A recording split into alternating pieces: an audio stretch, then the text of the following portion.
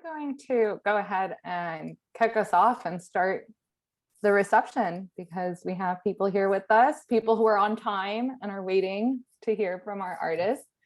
So before I officially bring the artists on to speak more about their work, for those of you who may be new to ArtSpan or new to the Art Neighborhoods program, Art Neighborhoods is fairly new, I guess not so new now, but it's one of our younger programs, started in 2018.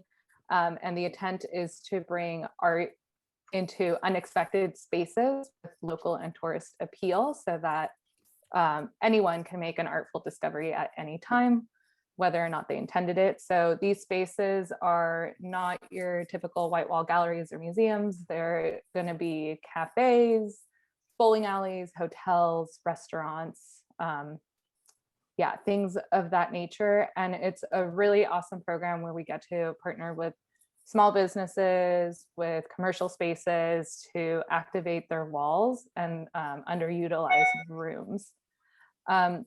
Today, we have 3 artists on view: Makiko Harris, Larraine Seiden, and Usha Shukla at Ritual Coffee on Valencia. And that show will be there until June 23rd of this month. But before I get into that, I'd also like to quickly introduce the newest member of the ArtSpan team who just started this week, Nick Maltagliati, who I will eventually learn how to pronounce your name without butchering it. But Nick, thank you so much. We're so excited to have you. And I'd love for you to just say a few words to the people who have joined us tonight. Hi, everyone. My last name is pronounced Maltagliati, for all those who didn't know. I'm happy to be part of a small but mighty team. I'm an artist as well, and I love SF's creative community. So I really look forward to working with ArtSpan to continue their awesome programs and connection for artists. Thank you, Nick. And Nick comes to us highly recommended from so many people in our little community in San Francisco, because the San Francisco Bay Area art community is like so tight knit and really tiny when you start to think about it. So it's awesome to have Nick with us, highly recommended by people in our community and people we've worked with, other organizations. So we're really excited to have him. And Nick will be working behind the scenes to make sure our event tonight runs smoothly. And I'm sure the artists joining us for the reception, other ArtSpan artists and even ArtSpan art lover members will be interacting with Nick in the very near future for future events. So yes, thank you. And I'm going to quickly just give one more shout out about Ritual Coffee on Valencia.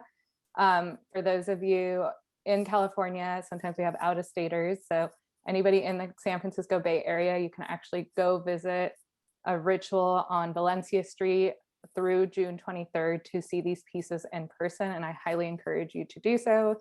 Art is so much more appreciated, you know, when you can see it in person. And that's been part of the struggle within this past year, is trying to translate something that is so visceral onto a virtual platform. So please go check it out if you can. And thank you all for joining us tonight for this virtual reception. And to kick us off tonight is artist Makiko Harris.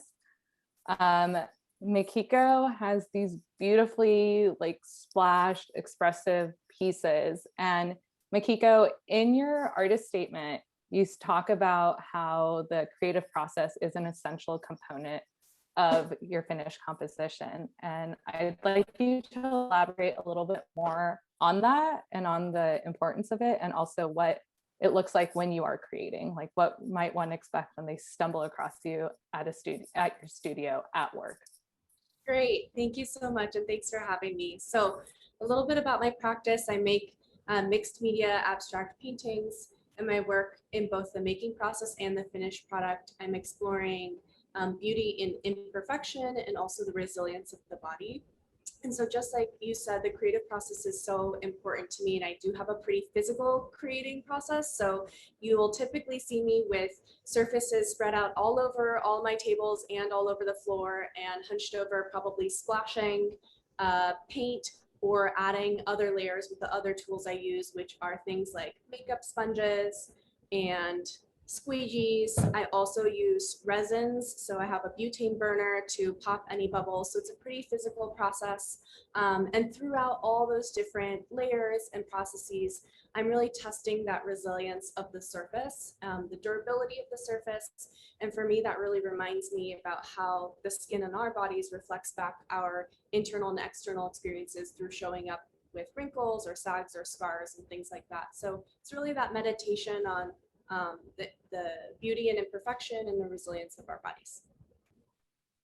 Thank you. That was, wow, you covered the gamut with that. Yeah, I know that you mentioned that you use all these different elements, and I feel like the pieces themselves in the photographs are beautiful, but I feel like you really need to see them in person to be able to appreciate each individual piece. I remember on Instagram you posted a close-up of one of them and you could really see, like, you know, there's like a three-dimensional aspect to it. You kind of want to touch it. It looks rough. It really embodies what you're talking about. And so can you elaborate a little bit more about the tools involved in your process, and also how you go about selecting what goes in and what doesn't? Like, are you placing things and taking them off? Do you kind of already know, like, I don't know, maybe you have a kit or a special pile of things? How do you organize yourself to execute these compositions? Sure. Maybe I'll talk briefly about the materials used here, because I know right now it's just saying mixed media for space saving purposes. But so in each of these pieces, it's a mix of spray paint, acrylic, epoxy resins, gold leaf, and also upcycled leather scraps. So the leather scraps, I partner with an artist, a leather artist out in the East Bay who makes jewelry and small leather goods. And then I receive all of her scraps. So it's really truly upcycled. You can see there's a silver piece and a gold piece in this slide right here. In terms of the other materials, I'm always kind of collecting. I'm super attracted to texture and thinking about how that can always be incorporated in my work. I have a history in fashion, so I think some of that interest in three-dimensional textile and texture really comes from that, and I love being able to put that into my two-dimensional pieces as well. So in terms of places I like to go for hunting for these things, I mean, thrift shops, Scrap in San Francisco is one of my favorite places to go for inspiration, flea markets, things like that. And I have boxes and boxes of things in my studio, kind of organized by color and texture. Wonderful. I mean, we can see a glimpse of your studio in the background, and I love this like continuation of the vibrancy of colors. And I can imagine like all these little boxes of just like fun little things, these little artifacts. And I love to hear that you're collaborating too with another artist. It's great to hear that news. So thank you so much for sharing with us a little bit more about your creative process. Right. Thank you, Makiko. Thank you so much. And now I'm going to bring on Larraine Seiden. And Larraine has these wonderful organic forms up at Ritual Coffee right now, overrunning the walls. And Larraine, can you tell us a little bit more about the thought process behind these wall sculptures? Sure. Thanks, Vanessa. I'm going to give just a little history, because these, unlike my other work, these are so specific to the time that I made them in. So I started making my safety nets in mid-March 2020, almost immediately when everything closed down. I remember going to the grocery store to pick up some things for my kids' scout outing the next day and finding the store shelves empty. And it was pretty shocking. I think that's when it kind of hit me that things were changing quickly. Of course, the scout outing was canceled as well. So you may remember there was a shortage of toilet paper as people hoarded it. And as an art teacher by day, I always save TP rolls to take to school for projects. They're awesome for building. And I thought there's going to be a lot of TP rolls soon because there's all this hoarding going on. Before all this happened, I had been making I just called them net drawings. I have some here in my sketchbook. Is just one of the things I would go back to. And I had been doing that for a few years. Here's another version. where I do them smaller.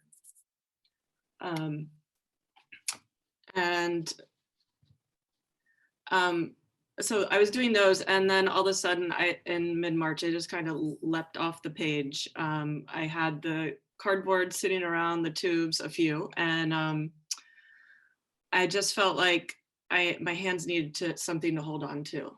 So I have a 2D series I've done during this era, but I really needed something more, even more tactile. So I started cutting up the rolls and compulsively tying them together with kitchen twine, which I had on hand. I found the repetitive act of connecting through knotting very satisfying, like when I used to make latch hook rugs as a kid. And most of you are probably too young to know what the heck I'm talking about, but it was big in the day. I thought about the Louise Bourgeois quote that says, "Sewing is an act of repair." Each knot of the loop moved me one step forward like a breath. And that's how I got through the first weeks and months of the COVID shelter in place. So there was no plan for these, which is kind of unusual for me. And the nets grew and took on these biomorphic shapes that started to look like crowds or continents to me. It seemed appropriate to work this way then, no set plan and no vision of an outcome. Just build loop by loop and take it day by day and see what shape emerges. I began to see these most mundane and thrifty materials, in this case, TP tubes and twine, as a metaphor for our interconnectedness that could not be denied in the face of a global pandemic. So I call them safety nets because against the backdrop of the pandemic and authoritarian US presidency and profound social upheaval, it did not feel safe. I tried to create something conceptually that was lacking, especially in the absence of US leadership during multiple crises. The titles such as Come Together and The Space Between reflect my vacillating hope and despair that surfacing tensions would move us forward and more together. A little later, I started encausticating them in wax. I typically work with encaustic throughout my work, so it seemed natural to do that. And I started to make them more topographical. So the one that's up now, Come Together, is one of the early ones. It was not encausticated. It's just the raw materials of the tubes and the twine and a little wire on the back. And then the other one, Come Together, is a later one. And it's a little hard to see in the picture, but it's more topographical. And it's darker because it's all the tubes are dipped in wax, and it gives them this nice presence. So I've been doing that ever since. So they are growing and changing as we emerge into what comes next. I feel like they're still telling me things, so I keep making them. And that's about what I had to say about it, but I'm open to any clarifying questions. Thank you, Larraine. That was incredibly informative. And one of my questions right off the bat, seeing them, was exactly what you had answered about. I've grown accustomed to seeing your two-dimensional pieces, and these, when I saw them at the beginning of the pandemic, were so different. Is this, and I'm sorry if you already answered this, but is this your first venture into 3D, or have you done 3D before? It's my first venture that I've put out into the world. Like in the shadows behind me, there's a pile of things I play with. I'm always tinkering, but I'm usually focused on making my paintings, and that's just kind of my own thing on the side. But this is the first one that I kept going with and developing to the point where a series where I want to get them out in the world. So in a way, yes. And I love seeing the continuation behind you as well. And you're mentioning that they continue to transform and evolve, which seems so natural given their form. Like it makes sense to me looking at them. I don't have any questions. Thank you. I wonder if there's anything in the chat. It doesn't seem like it yet, but I'm sure people are reflecting and that there will be questions later on. But again, these pieces are all on view at Ritual Coffee on Valencia through the 23rd of June. And I highly encourage everybody to swing by for coffee, check them out. And Larraine, I hope to see more of these in person soon. Thank you for sharing with us. Oh, Nick, you have something for us? All right. You're gonna have to unmute yourself. Yeah. Lori asks if it's possible to see a close-up of the wax. Hmm. On the sculpture or just in its form? On the sculpture. Oh, well, I don't think you guys have close-ups, do you? I do not. I'm No, sorry, there not in are- this slideshow. There are some on my website under safety nets. I have some detail shots. Okay, and I think Nick is sharing links in the chat too. So, okay, thank you, Larraine. Thank you. And next, I would like to welcome Usha Shukla with us, who has this beautiful series also in view at Ritual on Valencia, all named after flowers. Usha, thank you for joining us tonight.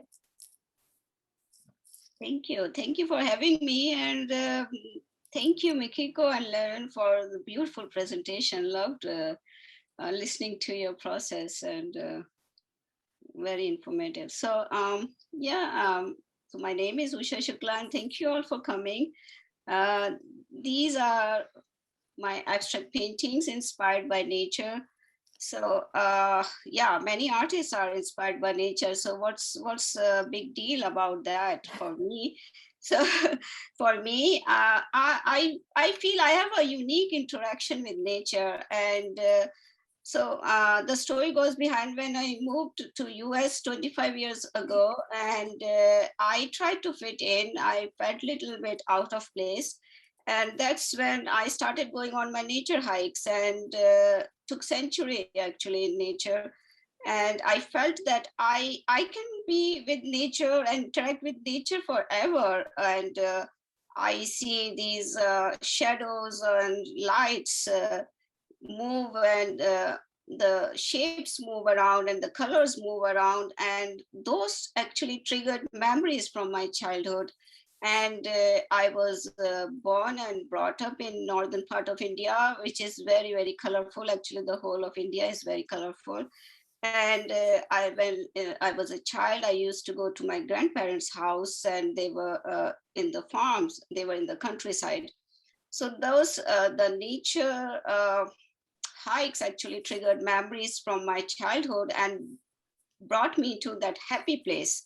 And I felt like sense of grounding and belonging when I was in nature. So fast forward, in 2005, we went to Louvre Museum. We went to Paris on family vacation and visited Louvre Museum. And there my head was spinning. It was an art overload, and something happened there. And I decided I want to be professional artist. I want to be express myself through art someday.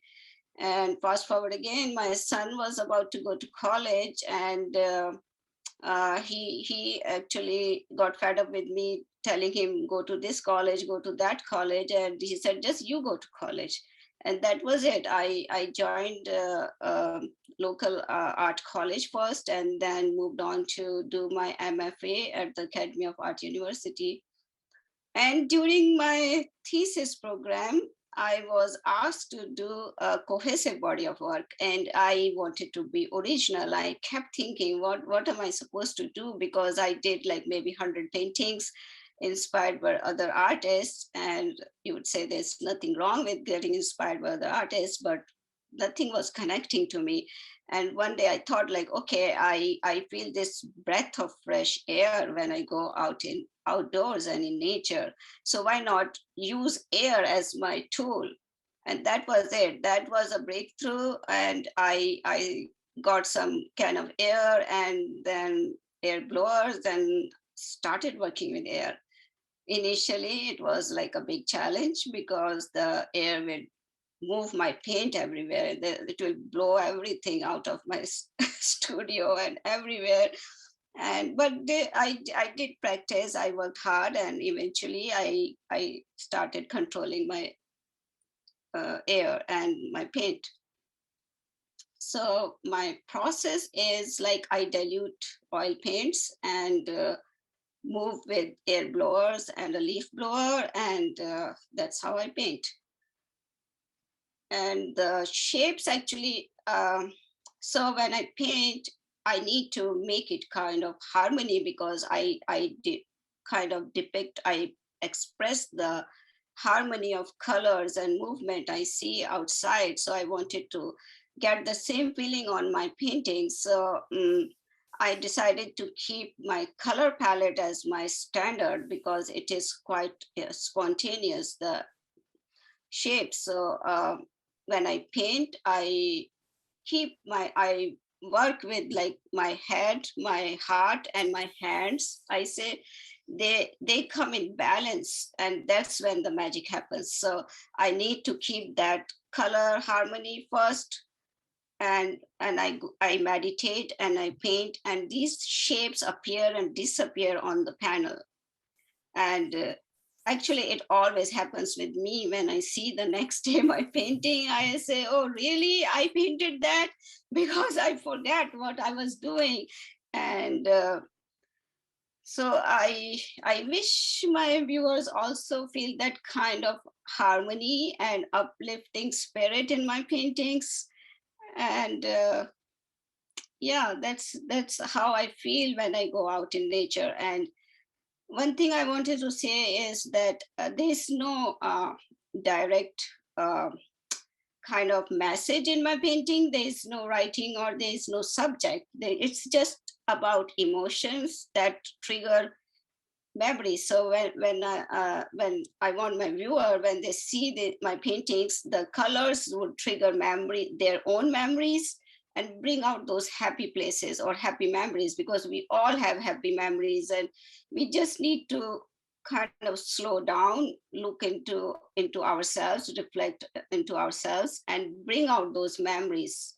So that's what I did, because when I moved here, I was looking for that peace and non-judgmental space outside. And then I said, okay, when I went out, I was not aware where I was. I was mostly into me and into my childhood. So I use, when I go out, my present and my past become one.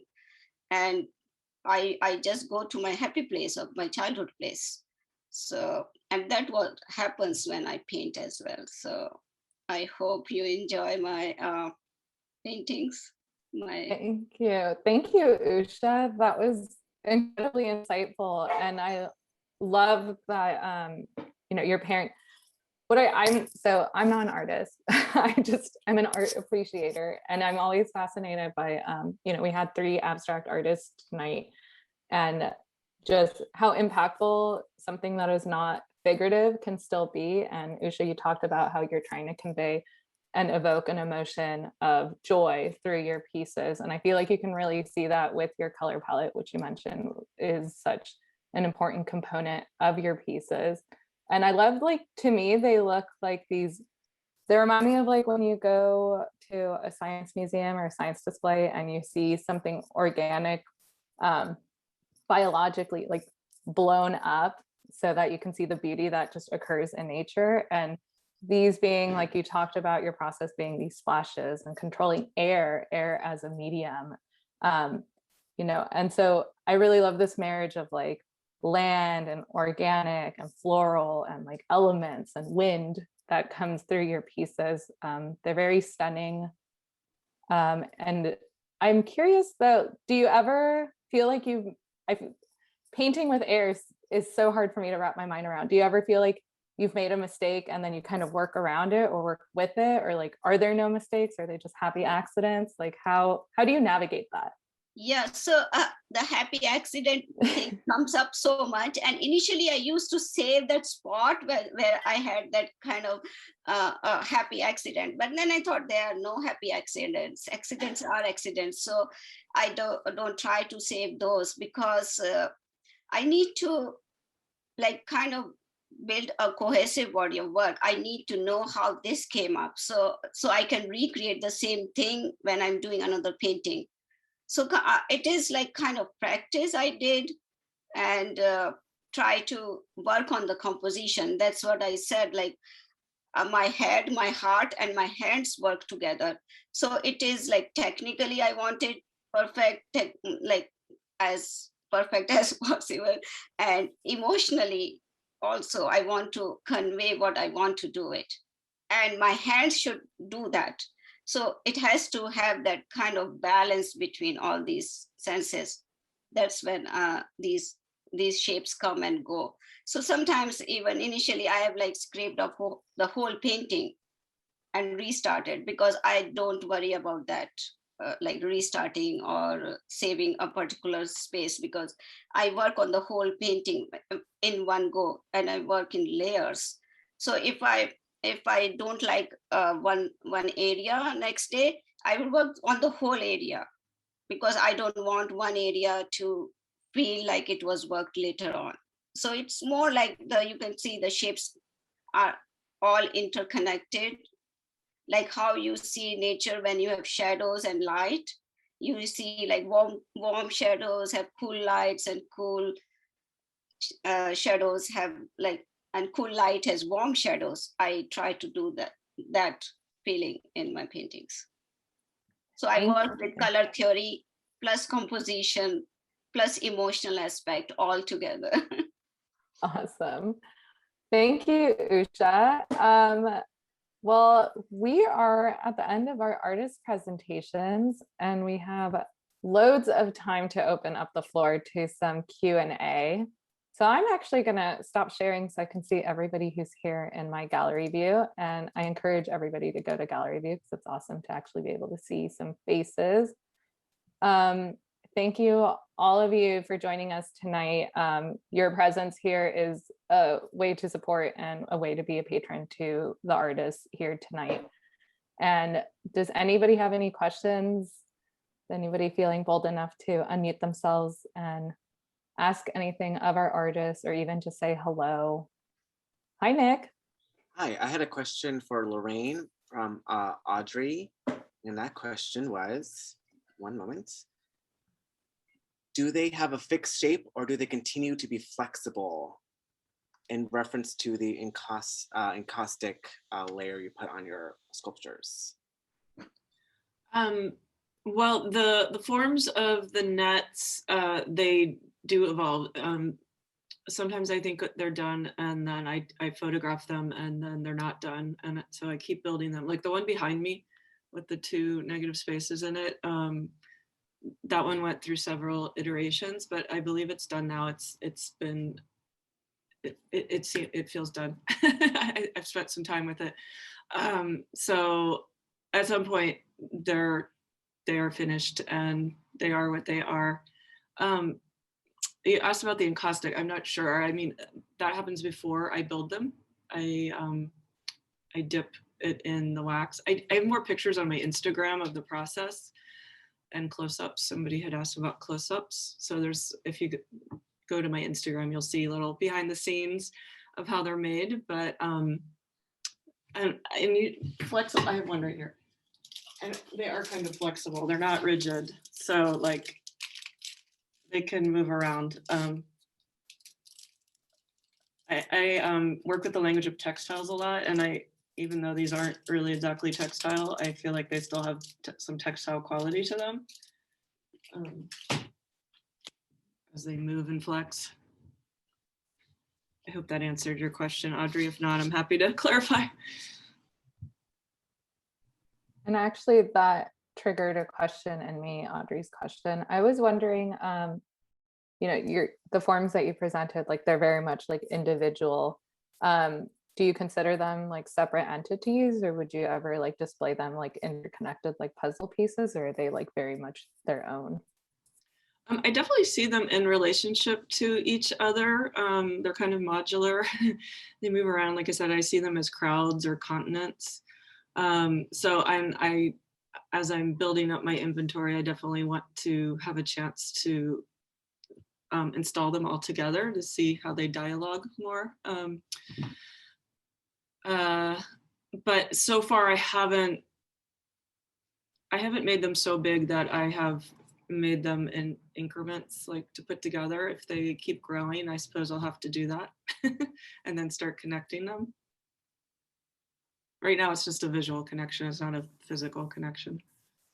Yeah, thank you. And I love that the drawing that you showed, because you did this transition, like a slow progression into 3-dimensional, and you showed one of the drawings had like color in it. Do you have any, or do you plan on having any with more color, or was there a reason that you decided to stay with the like raw paper, the TP rolls? Oh, the aside from, like- sculptures. Yeah. I'm working on one now that's white. It's not very far along. Yeah, my kids always ask about color, you know, my children, they want color. So far, I'm not feeling color on these, but you never know. So far, I just really want to show I want to be kind of honest about the materials.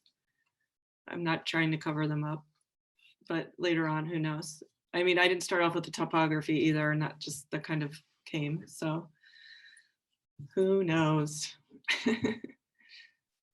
Thank you, Audrey, for your question. And thanks for coming, Audrey.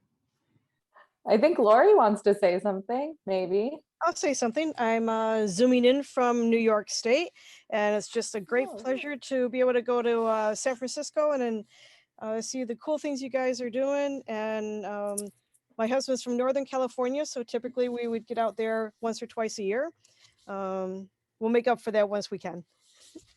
Well, thank you for zooming in from New York. That's awesome. Actually, upstate New York. So today was a nice 90-degree day, and I'm sitting here on the porch. That's why I'm in the dark, and watching the space shuttle space station just flew past. So that's what I'm doing here. Thank you, Lori. And I appreciate the artists, your backgrounds and views, and it's always inspiring. So see you again. Thank you. Okay. Well, then I'm just going to say thank you to all of our artists and of course all of our guests who joined us tonight. Again, these installations are on view until June 23rd if you are in the San Francisco Bay Area. Otherwise, you can still appreciate them from afar online via our dedicated online gallery, which is being shared in the chat. You can just click that direct link. And all of our artists also have their websites and their Instagrams, which many of them mentioned have more detailed shots and more information about their work and process. So please, hit that follow button, click on their links, join their newsletters. It's a great way to support artists in addition to buying their work, or in place of buying their work, is to help build their viewership. So if any of these artists in particular, all of them pulled at your hearts, or really you want one of their pieces, all of them, check out our website, purchase a piece. You can it's really easy, you just hit that button. And I'm just gonna bring on the artists again. Actually, we're in gallery view. I'm just gonna give a toast to all the artists. Thank you so much for sharing your work and some more insight to your process. It really makes it great to hear the story behind each piece, because personally, I feel like it gives that added, it makes it, for me personally, it makes me want to buy that work or own that piece or learn more about this collection, because it has so much more meaning and so much layering, aside from being not only beautiful, but the sentimentality behind each work and the creativity behind each of them. So thank you for elaborating on that, Usha, Larraine, and Makiko. Cheers. Thank you. Cheers. Cheers. Thanks, Arjuna.